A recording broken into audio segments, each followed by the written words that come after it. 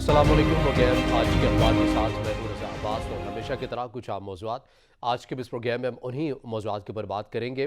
سب سے پہلے ایک اہم ترین مسئلہ جس کے اوپر بار بار افواج پاکستان کی جانب سے کہا جا رہا ہے، جو کہ ایک بیانیہ ایک نیریٹو پاکستان تحریک انصاف کا ہے، اور سابق وزیر اعظم عمران خان صاحب بار بار اس کو جلسوں میں، اپنے انٹرویوز میں، ریلیوں میں، دھرنوں میں بار بار اس چیز کو دہراتے ہوئے نظر آ رہے ہیں کہ میری حکومت گرانے کے لیے عالمی طور پر ایک سازش کی گئی۔ امریکہ نے یہ سازش ایک بڑے منظم انداز میں کی ہے، اور اس کے لیے یہاں یعنی کہ پاکستان میں موجود قیادت جو کہ اس وقت کی اپوزیشن تھی اور آج کی ایک نئی مخلوط حکومت ہے، انہیں استعمال کیا گیا ہے، اور انہی کے ذریعے میری حکومت کا جو تختہ ہے اس کو الٹا گیا ہے، اور ایک مراسلے کے ذریعے یہ تمام تر چیزیں جو ہیں وہ ایک سامنے آئی ہیں، ثبوت کے طور پر سامنے آئی ہیں کہ کس طرح سے امریکہ میری حکومت گرانے کے لیے اس نے اثر رسوخ استعمال کیا ہے اور ان لوگوں کو استعمال کیا ہے، اور یہ امریکہ کے اعلی کار بنے ہیں۔ لیکن اس حوالے سے ہم نے پہلے بھی دیکھا تھا، اس ضمن میں ایک اعلیٰ سطح کے اجلاس بھی ہوتے رہے جس میں تمام مسلح افواج کے سربراہان بھی موجود رہے، اس وقت کے وزیر اعظم عمران خان صاحب بھی موجود رہے، اور یہ اس سطح کا اجلاس جو ہے اس نئی مخلوط حکومت میں بھی ہوا، اور وہاں بھی اور اس وقت بھی اور ان کی حکومت میں بھی بار بار افواج پاکستان کی جانب سے یہی کہا گیا کہ کوئی سازش نہیں ہوئی ہے، ایسے کوئی شواہد نہیں ملے ہیں، جو بھی معاملہ ہوا ہے سفارتی سطح کے اوپر ہوا ہے، اور سفارتی سطح کے ہی وہ الفاظ ہیں جن کا جواب انہی الفاظ میں دیا گیا ہے۔ لیکن کل بڑی categorically D G I S P R کی جانب سے ایک پروگرام میں یہ سٹیٹمنٹ دی گئی ہے جس میں انہوں نے بالکل واضح کر دیا ہے کہ کوئی سازش نہیں ہوئی ہے۔ اس وقت کے سابق وزیر داخلہ شیخ رشید نے کہا کہ اجلاس میں کسی نے ایسی کوئی بات نہیں کی کہ سازش کے شواہد نہیں ملتے ہیں، ہم اس بات کو بھی رد کرتے ہیں، ایسی کوئی بات اجلاس میں ہوئی نہیں تھی، بلکہ یہ بتا دیا گیا تھا قیادت کو کہ کوئی ایسے شواہد نہیں ہے جن کے اندر سازش والا عنصر یا بیانیہ ہے۔ لیکن اس کے باوجود بھی پاکستان تحریک انصاف اسی بیانیے کو لے کے چل رہی ہے، اور وہ یہ کہہ رہی ہے کہ عدلیہ جو ہے وہ اس معاملے کی تحقیقات کرے، یعنی کہ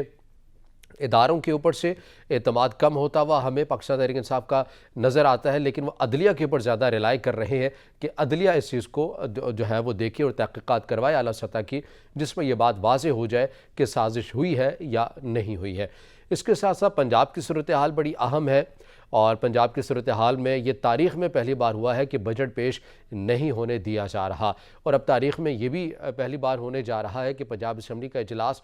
دو جگہوں کے اوپر بلا لیا گیا ہے۔ اسپیکر پنجاب اسمبلی کے اسپیکر نے یقینی طور پر پنجاب اسمبلی میں بلایا ہے، جبکہ گورنر پنجاب ملک الرحمان نے ایوان اقبال میں اجلاس بلا لیا ہے، اور وزیر اعلیٰ پنجاب حمزہ شہباز یہ کہتے ہیں وہاں پر اجلاس کریں گے اور وہاں بجٹ پیش کر دیں گے اور پاس کروا دیں گے۔ تو یہ بڑی ایک دلچسپ صورتحال بنتی ہوئی نظر آ رہی ہے۔ جب سے پاکستان تحریک انصاف کی حکومت گئی ہے تب بھی سے ہم نے دیکھا ہے کہ پنجاب کی جو صورتحال رہی ہے، اسی طرح کا آئینی بحران ایک ڈیڈ لاک حکومت اور اپوزیشن کے مابین رہا ہے جو اب تک چلتا ہوا آ رہا ہے۔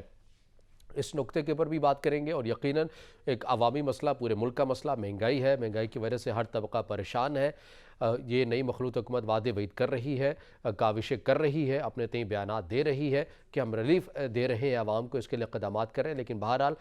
جو سخت فیصلے ہیں وہ کرنے ہوں گے۔ لیکن سوال یہ ہے کہ سخت فیصلوں کی زد میں ہمیشہ عوام ہی کیوں آئیں؟ یہ وہ سوالات ہیں جو تمام آج کے اس پروگرام میں ہم ڈسکس کریں گے، اپنے مہمان کے سامنے بھی رکھیں گے، اور ان تمام امور کے اوپر بات کرنے کے لیے ہم اسٹوڈیو میں جوائن کیا ہے سینئر تجزیہ کار ہے ابراہیم بیگ صاحب۔ ابراہیم صاحب بہت شکریہ وقت دینے کے لیے۔ ابراہیم صاحب سب سے پہلے ہم بات کر لیتے ہیں، بڑا کیٹیگوریکلی اسٹیٹمنٹ دی گئی ہے اس بار D G I S P R کی جانب سے، ہم نے پہلے سے دیکھا کہ ایک پریس کانفرنس بھی کی گئی تھی، شاید اس میں بھی اتنے واضح الفاظ نہیں تھے جتنے کل ایک پروگرام میں ہمیں نظر آئے، اور باقاعدہ ایک کھلے الفاظ میں کہا گیا ہے کہ ہم یہ کئی بار بات بتا چکے تھے اس وقت کی قیادت کو بھی، اور اب بھی وہی ہمارا بیانیہ ہے کہ کوئی سازش نہیں ہوئی ہے، لیکن پاکستان تحریک انصاف نہیں مان رہی اس کو۔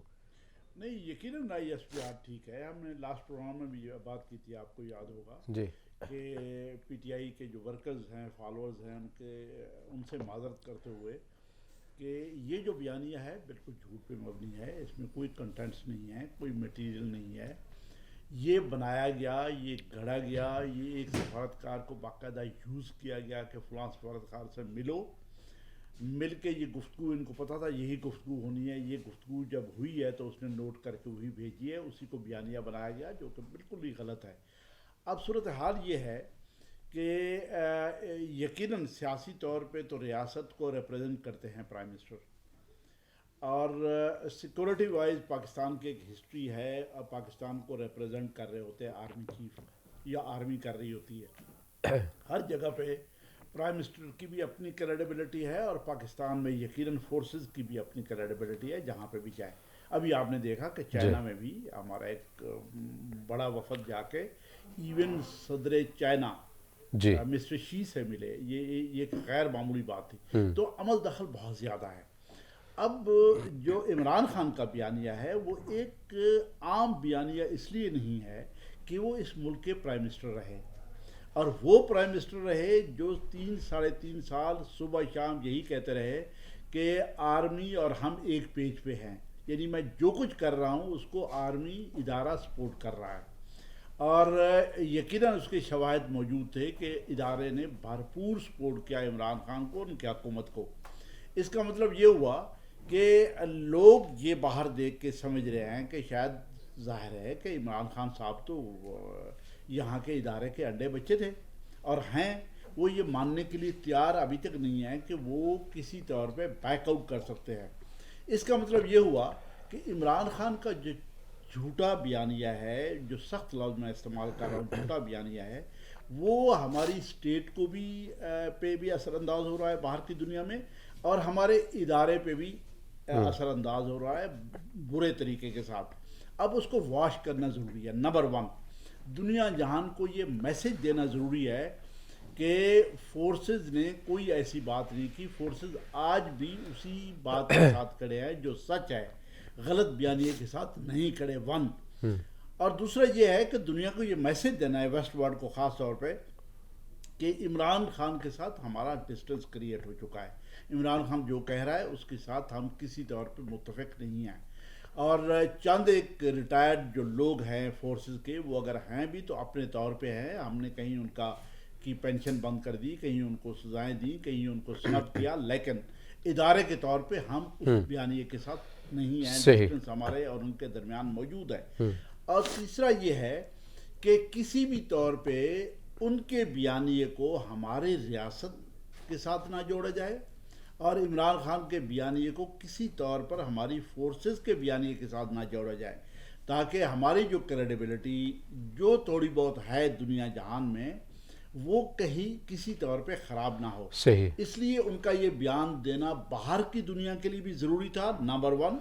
اور سیکنڈ یہ ہے کہ ملک کے اندر یہ میسج دینا ضروری تھا کہ بہت سارے لوگ ہیں، یقیناً ہمیں ماننا پڑے گا، عمران خان صاحب کے اس بیانیے کو صحیح مانتے ہیں، اس لیے کہ ایک پوری تاریخ ہے امریکہ کے خلاف ہمارے ملک کے لوگوں کی، اور امریکہ کے اور ایک بیانیہ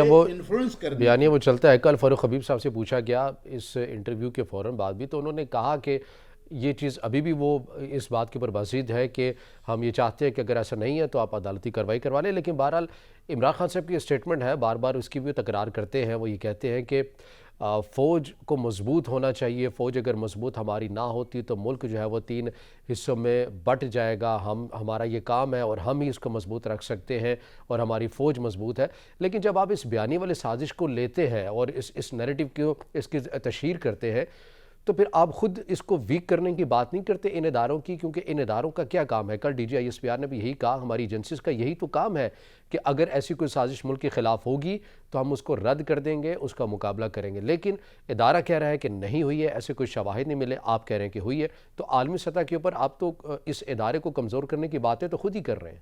ادارے کو کمزور کر رہے ہیں، ادارے کے تعلقات خراب کر رہے ہیں، آپ اسٹیٹ کو خراب کر رہے ہیں، اسٹیٹ کے تعلقات خراب کر رہے ہیں،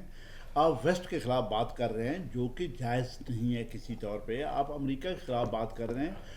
جس کی کوئی جسٹیفیکیشن نہیں ہے، جو اس کا کوئی بیک گراؤنڈ نہیں ہے۔ آپ چونکہ پرائم منسٹر رہے ہیں، اس لیے آپ کی بات کو مانا جاتا ہے، دیکھا جاتا ہے، غور کیا جاتا ہے، وہاں پہ میڈیا میں بھی آتا ہے، وہاں پہ اخباروں میں بھی آتا ہے، لوگ لکھتے بھی ہیں، لوگ اس کو سوچتے بھی ہیں۔ تو اس کا مطلب یہ ہوا کہ آپ انفلوئنس ضرور کر رہے ہیں کہ دنیا جہان کے رائٹرز کو، خاص طور پہ ویسٹ کے رائٹرز کو، وہاں کے تھنکرز کو، وہاں کے تھنک ٹینک کو، کہ پاکستان کوئی ایسی ریاست بنتا جا رہا ہے جو ہماری مخالف ریاست ہے، جبکہ ہم اپنی تجارت کے لحاظ سے، اپنی ایکسپورٹ کے لحاظ سے، ہم رعایتوں کے لحاظ سے ہم آج بھی ڈیپینڈ امریکہ اور ویسٹ پہ کر رہے ہیں. اس کا مطلب یہ ہوا کہ آپ کا جو بیانیہ ہے وہ کسی طور پہ بھی نہ ریاست کے حق میں ہے نہ اداروں کے حق میں ہے. صحیح، ٹھیک ہے. لیکن پھر اس چیز کا جب یہ کہا گیا کہ اس وقت کے جو وفاقی وزیر داخلہ ہے رانا ثناء اللہ یا اس نئی مخلوط حکومت کی بات کریں، کیونکہ پاکستان تحریک انصاف تو اس چیز کو نہیں تسلیم کر رہی ہے، وہ ابھی بازید ہے کہ ہوئی ہے، تو آپ سمجھتے ہیں کہ عدالتی کارروائی چیف جسٹس آف پاکستان کی نگرانی میں کروا دی جائے تاکہ یہ معمہ جو ہے مکمل طور پر حل ہو جائے؟ میں سوال کا جواب آپ سے لوں گا، مگر ناظرین یہ وقت ہوئے بریک کا. بریک کے بعد جب واپس آئیں گے تو اسی سوال کے جواب سے گفتگو کا آغاز کریں گے. ہمارے ساتھ رہیے گا.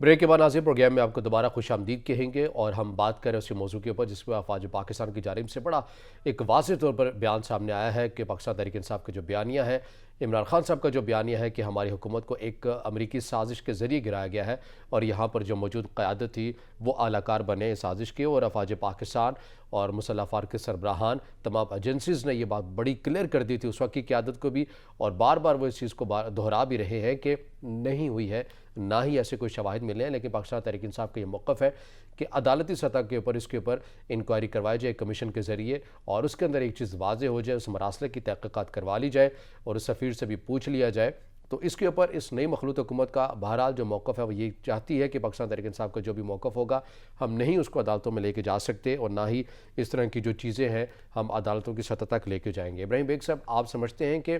کارروائی عدالتی سطح کے اوپر ہو جانی چاہیے جو پاکستان تحریک انصاف کا بیانیہ ہے، کیونکہ عسکری قیادت تو بار بار کہہ رہی ہے کہ ایسی کوئی چیز نہیں ہوئی ہے؟ کیا کہیں گے اس پر؟ دیکھیں، اس پہ کئی پوائنٹ آف ویوز ہیں. گورنمنٹ یہ کہتی ہے کہ ہم کیوں ہر ایک اس کا جھوٹا بیانیہ عمران خان صاحب کا کمیشن میں لے کے جائیں، عدالتوں میں لے کے جائیں، عدالتیں ڈیسائیڈ کریں تاکہ اس کو پروجیکشن ملتی رہے، وہ یہ کہتے ہیں. جی. لیکن میرا پوائنٹ آف ویو تھوڑا سا مختلف ہے، اس لیے کہ عمران خان صاحب کی ایک فالوئنگ ہے. لوگ غلط جیسے ہی ان کو فالو کرتے ہیں، ان کے فالوورز ہیں، ان کے فینز ہیں، ان کا ایک کلٹ بنا ہوا ہے. تو اگر وہ خود اپنے منہ سے یہ کہہ رہے ہیں کہ آپ ایک عدالتی بڑا کمیشن بنا کے وہاں پہ اس کی انکوائری کرا دی جائے تو اس میں حرج کیا ہے؟ اگر گورنمنٹ کا پوائنٹ آف ویو ٹھیک ہے، جو کہ میں بھی سمجھتا ہوں کہ وہ شاید ٹھیک ہوگا، اور فورسز بھی یہ کہہ رہی ہیں کہ ہم نے اس وقت بھی بتا دیا تھا کہ یہ سازش نہیں تھی، آج بھی ہم کہتے ہیں سازش نہیں تھی، ہم نے ہر میٹنگ پہ اپنے سورسز کے ساتھ کنفرم کر کے یہ بتایا کہ سازش نام کی کوئی چیز نہیں تھی. تو گورنمنٹ کو اس سے گھبرانے کی ضرورت نہیں ہے میرے خیال میں. دیکھیں، ہمارا ایک وتیرہ بن گیا ہے کہ میرا مخالف اگر صحیح بات بھی کر رہا ہوگا تو میں اس کے خلاف ہوں گا، میرا مخالف اگر غلط بھی کر رہا ہوگا تو میں اس کا ہر لحاظ سے مخالفت کرنی ہے، اور اپنے بندے کی ہر لحاظ سے اس کی موافقت کرنی ہے. یہ وتیرہ اپنے طور پہ غلط ہے، اس کو کیری کرنا بھی غلط ہے. میرا مخالف بھی اگر صحیح پوائنٹ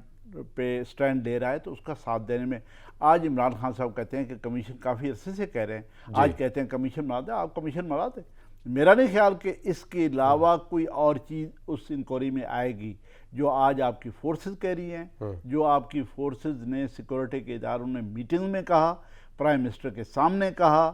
اور اس کے بعد دوسرے پرائم منسٹر آئے ووٹ آف نو کانفیڈنس کے بعد ان کے سامنے یہ بات کہی. جب اتنی بار یہ انویسٹیگیشن کے بعد یہ بات ہو چکی ہے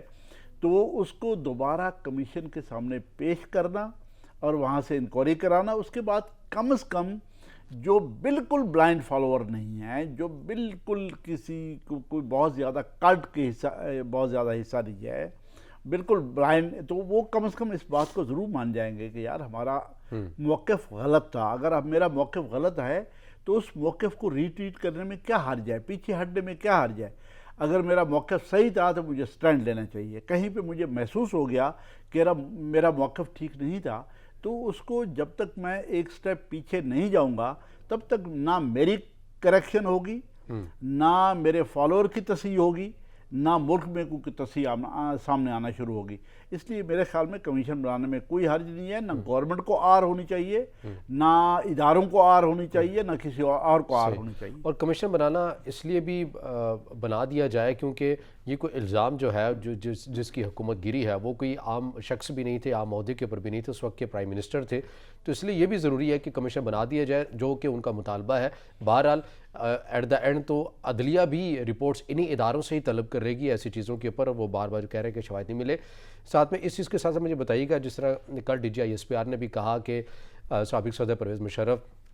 ان کی صحت ایسی ہے کہ ادارہ سمجھتا ہے، آرمی لیڈرشپ یہ سمجھتی ہے کہ اب ان کو واپس اپنے ملک میں آ جانا چاہیے۔ ان کی فیملی یہ کہہ چکی ہے کہ ان کی طبیعت جو ہے وہ بہرحال بہت حد تک خراب ہو چکی ہے، باقی یقینی طور پر اللہ کی ذات بہتر جانتی ہے۔ کل ایک ٹویٹ بھی کیا گیا ہے پاکستان مسلم لیگ نون کے اتحاد قائد میاں نواز شریف صاحب نے، انہوں نے کہا کہ اگر مشرف صاحب آنا چاہتے ہیں تو یہ حکومت ان کو ہر طرح کی سہولت فراہم کرے گی۔ آپ کیسے دیکھتے ہیں اس پیش رفت کو؟ دیکھیں، دو سوال آپ نے پوچھے، ایک تو کمیشن کا آپ نے پوچھا ہے جی کہ اس کا فائدہ ہوگا۔ یقیناً کمیشن کا اس لیے فائدہ ہوگا کہ باہر جو میسیجنگ گئی ہے وہ کلیئر ہو جائے گی۔ جی آپ کا کمیشن جب ایک ڈیسائیڈ کر دے گا باہر کی میسیجنگ آپ کی اسٹیٹ کے اگینسٹ کہیں پہ بنی ہے، چاہے آپ کے ادارے کے خلاف بنی ہے، چاہے اس یہاں کے کسی اور چیز کے خلاف، تو اس کو کلیئر ہو جائے گی ون، اور ملک کے اندر ایک میسیج چلا جائے گا، ٹھیک وہ ہو گیا۔ بہتر میسیج ہوگا۔ جو بلائنڈ فالوورز ہیں اس کے علاوہ تمام لوگ اس بات کو مانیں گے، اس کا بھی ایک بیلنس پوائنٹ آف ویو بنے گا۔ نمبر 2، نمبر 3 یہ ہے کہ عمران خان صاحب کی اپنی پوزیشن، اگر ان کو پتہ نہیں تھا، ان کو وزیر خارجہ یا کسی اور نے ڈوج کیا، انہوں نے غلط سٹیٹمنٹ دی، انہوں نے غلط طریقے سے بریف کیا یا کسی اور نے کیا، اس پہ وہ سٹینڈ لے رہے ہیں، کم از کم وہ اپنی اصلاح کرنے کی پوزیشن میں آ جائیں گے۔ اس لیے کمیشن کا بننا میرا خیال میں ون ون پوزیشن ہے، جو کہ اسٹیٹ کے حق میں ہے، اسٹیٹ کے اداروں کے حق میں ہے، اسٹیٹ کے لوگوں کے حق میں ہے، عمران خان صاحب کے حق میں ہے، حکومت کے حق میں ہے، ون۔ اور سیکنڈ، مشرف صاحب کی آپ نے بات کی ہے، یقیناً جو خبریں آ رہی ہیں، مشرف صاحب جس حالت میں ہیں، جس پوزیشن میں ہیں، جس طریقے سے ان کی صحت خراب ہو چکی ہے، جس طریقے سے اب تو اللہ ان کو زندگی اور صحت دے، لیکن ان کی ڈیتھ ہی ہے۔ جب یہ پوزیشن آ جائے تو اس کے بعد اگر کسی بندے کی یہ خواہش ہے کہ اپنے ملک جا کے میں رہنا چاہتا ہوں، آخری اپنے دن گزارنا چاہتا ہوں، تو ان کے آنے میں میرے خیال میں کوئی حرج نہیں ہے۔ نواز شریف صاحب نے بھی بیان صحیح دیا ہے،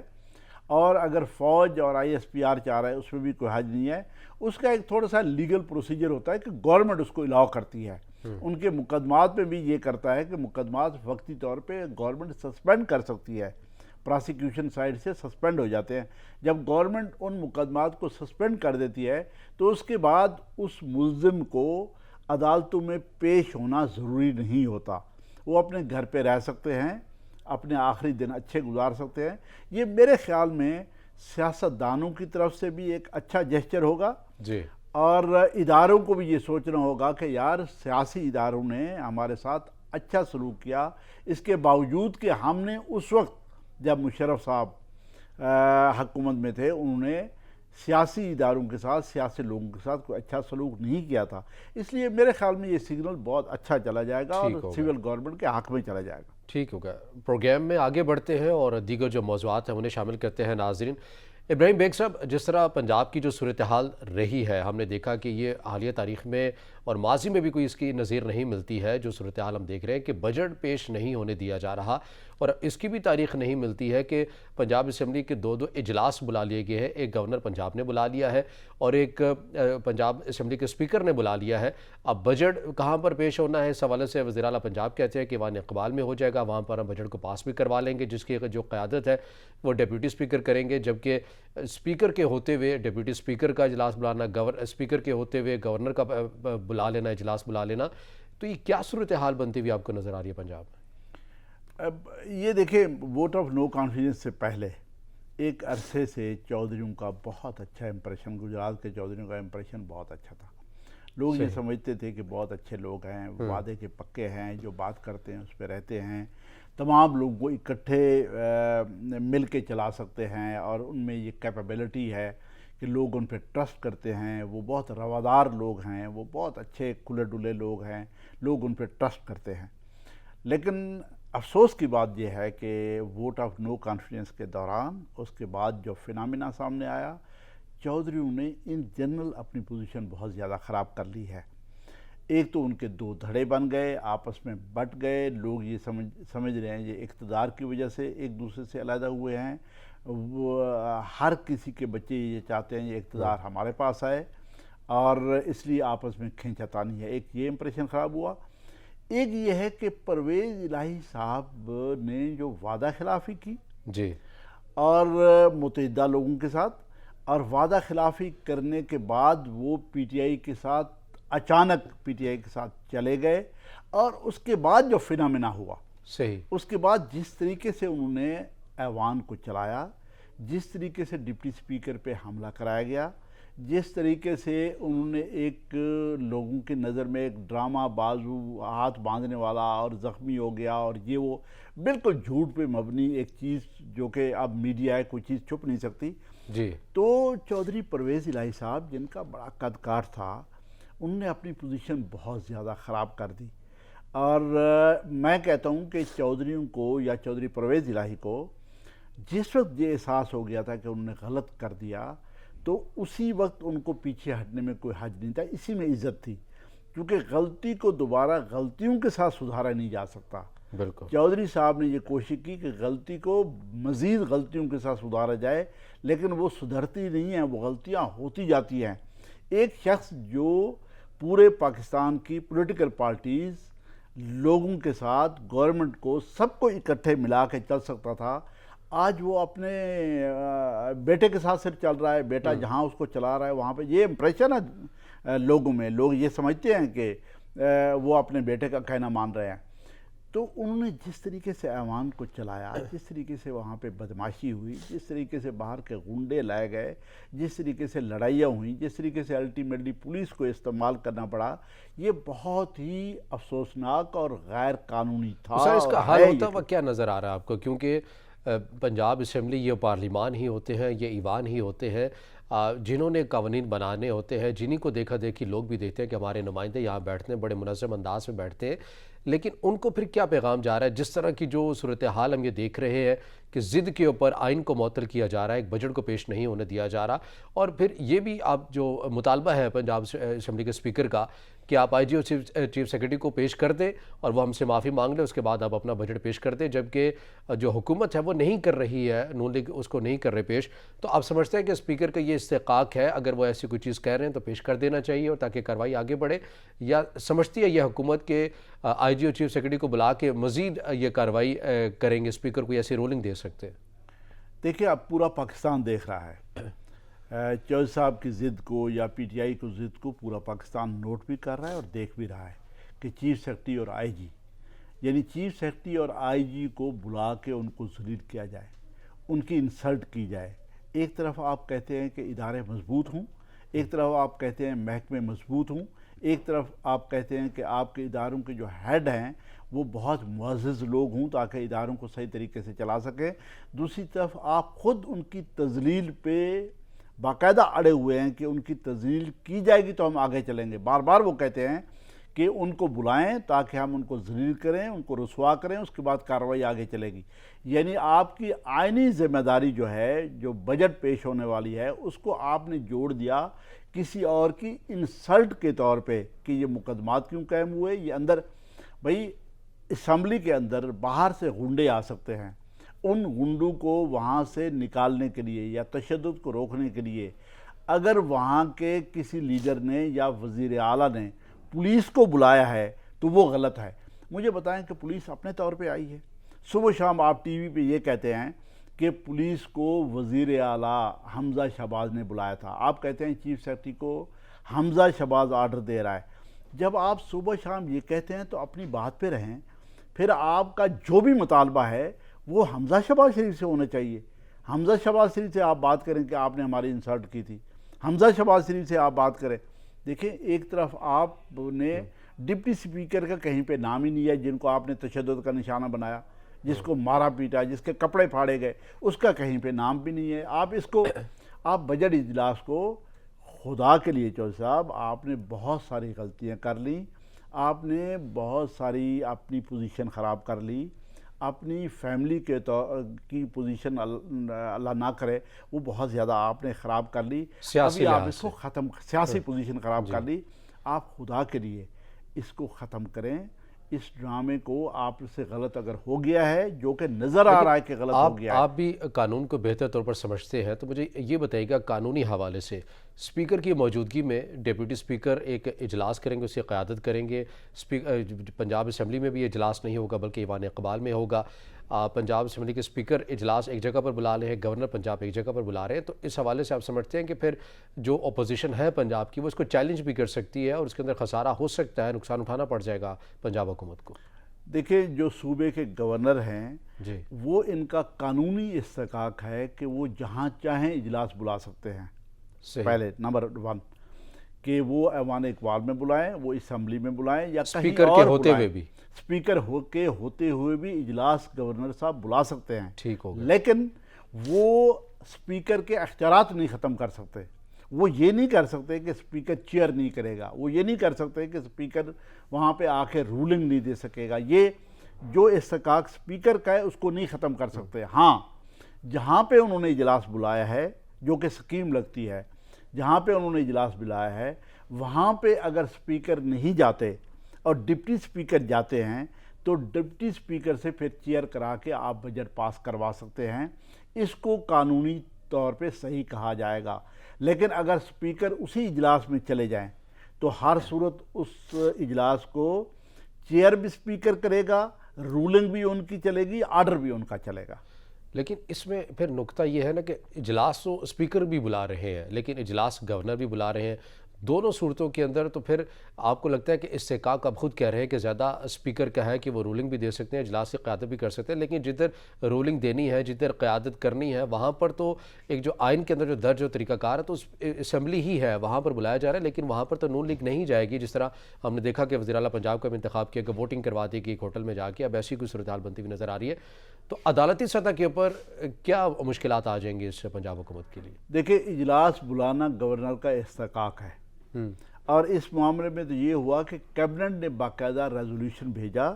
کہ آپ پرانا اجلاس چلنے نہیں دیا جا رہا ہے، اس کو معطل کر دیں، نیا اجلاس بلائیں. ٹھیک ہے. اور یہ ہمیشہ گورنر ہی بلاتا ہے، گورنر کی اپروول سے یعنی ہی قانونی لحاظ سے کوئی مشکلات نہیں کوئی ہوں گے؟ بالکل مشکلات ٹھیک نہیں ہے. ہے، وہ بلا سکتے ہیں. قانونی نقطہ اس حوالے سے بھی آ گیا. مہنگائی کے حوالے سے بات کر لیتے ہیں، مختصر وقت رہ گیا ہے. مجھے بتائیے گا، مہنگائی، عوام وعدے وعید عوام کے ساتھ تو بہت حد تک کر دیے جاتے ہیں. حکومت کوئی بھی ہو، چہرے کوئی بھی ہوں، وعدے وعید یہ بھی کرتے تھے. مفتاح صاحب کی آپ نے گفتگو سنی جب وہ وزیر خزانہ نہیں بنے تھے تو یہ کہتے تھے کہ جب ہماری حکومت آ جائے گی تو آپ دیکھیں گے ایک ہفتے میں کیسے پیٹرولیم مصنوعات کی قیمتیں نیچے گرتی ہیں، بجلی کی قیمتیں کم ہوتی ہیں. مگر اب وہی مفتاح اسماعیل صاحب وزیر خزانہ بن چکے ہیں اور اب کہہ رہے ہیں کہ مشکل فیصلے کرنے پڑیں گے اور ان مشکل فیصلوں کی زد میں ہمیشہ کی طرح عوام ہی آئیں گی. کیا کہیں گے اس پر؟ نہیں، یقیناً بہت مشکلات ہیں اور گورنمنٹ سے کچھ بھی سنبھالا نہیں جا رہا. افسوس کی بات یہ ہے کہ جو تجربہ کار حکومت ہے اس سے ابھی تک کچھ بھی نہیں سنبھالا جا رہا. ڈالر کی قیمت بڑھتی جا رہی ہے، ڈالر مزید سٹرونگ ہوتا جا رہا ہے، پیسہ بہت ڈی ویلیو ہو گیا ہے، چیزوں کی قیمتیں آپ بڑھا رہے ہیں. آئی ایم ایف آپ کے سر پہ بیٹھ چکا ہے. آئی ایم ایف یہ کہتا ہے کہ پچھلے جتنے وعدے ہوئے تھے وہ سارے کے سارے آپ پورے کریں. بجٹ جو آپ نے بنایا وہ ریئلسٹک نہیں ہے، ان کے فگر آپ کیسے پورا کریں گے، سی پیک پہ آپ خرچہ کیسے کریں گے، کیسے ان کو پیسے وہاں پہ لگائیں گے، یہ سارے کا سارا حساب کتاب ہمیں دیا جائے. اگر ہم سے پیسے لینے ہیں تو ہمارے ساتھ بیٹھ کے آپ پوری بیلنس شیٹ ڈسکس کریں ہمارے ساتھ بیٹھ کے. تو لگتا یہ ہے کہ حکومت بہت زیادہ کرائسس میں ہے، اور حکومت جب کرائسس میں ہے تو یقیناً عوام کرائسس میں ہیں.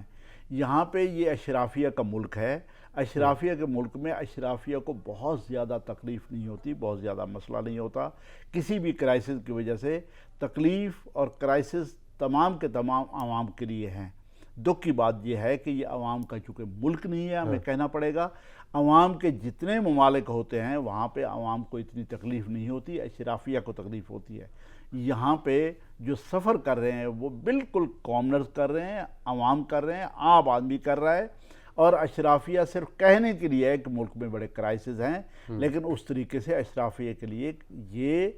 کسی طور پہ کرائسس نہیں ہے جو کسی عام آدمی کے لیے ہے. تو پھر جب آپ یہ بات کر رہے ہیں کہ یہ نئی حکومت جو ہے بڑی کرائسس میں ہے، ان کرائسس کا، ان حالات کی نوعیت کا تو پتہ تھا انہیں حکومت میں آنے سے پہلے بھی، تو پھر اس چیز کو کیوں نہیں بھانپ لیا؟ اگر ایسے ہی چلنا تھا، اگر قیمتوں میں اسی طرح اضافہ ہونا تھا تو پھر آپ کو नो कॉन्फिडेंस मोशन ला कर मार्केट में बेयकीनी की सूरत हाल आपको क्यों पैदा करनी पड़ी? आप चलने देते इसी निज़ाम को और कह देते कि आप अपनी मुद्दत को मुकम्मल कर लें। आपने नो कॉन्फिडेंस मोशन भी लाई, आपने मार्केट के अंदर बेयकीनी भी की, अब आपने बजट भी पेश कर दिया है, तब भी मार्केट में एतमाद बहाल नहीं हो पा रहा है। नहीं, मेरा ये ख्याल है, ज़ाती ख्याल ये है कि अगर वही सेटअप चलता रहता तो हम अब तक डिफ़ॉल्ट कर चुके होते। एक बात, अच्छा, इसलिए उस सिस्टम को तब्दील करना इस मुल्क को कौम के लिए ज़रूरी था। लेकिन एट द सेम टाइम मैं कहूँगा कि जो आने वाली हुकूमत है जिसने नो कॉन्फिडेंस पास कराया और आज इन प्लेस है पाकिस्तान में, उसके भी तमाम अंदाज़े गलत साबित हुए। उन्होंने भी इतना बड़ी मुसीबत शायद नहीं जांची थी, नहीं सोचा था कि इतना बड़ा क्राइसिस है,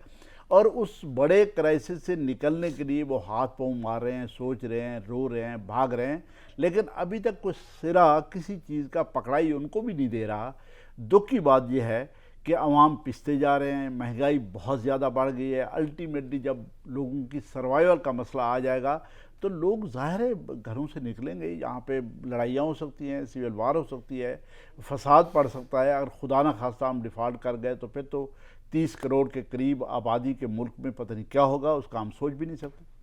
तो फिर इन सूरत हाल का हल क्या है? जब आपने कोई भी तजर्बाकार, अब आप अपने आप को ख़ुद को कहते हैं ये नई मखलूत हुकूमत कहती है, तो फिर तजर्बाकारी ऐसी सूरत हाल में क्या होगी कि अगर आप आवाम को रिलीफ ही ना दे सकें? इस सवाल का जवाब मैं आपसे अगले प्रोग्राम में ज़रूर लूँगा। वक्त बिल्कुल ख़त्म हो चुका है। सीनियर तजज़ियाकार इब्राहिम बेग साहब हमारे साथ मौजूद थे। आपके वक्त का बहुत शुक्रिया। नाज़रीन, आज के प्रोग्राम से इतना ही, इजाज़त दीजिए। अल्लाह हाफ़िज़।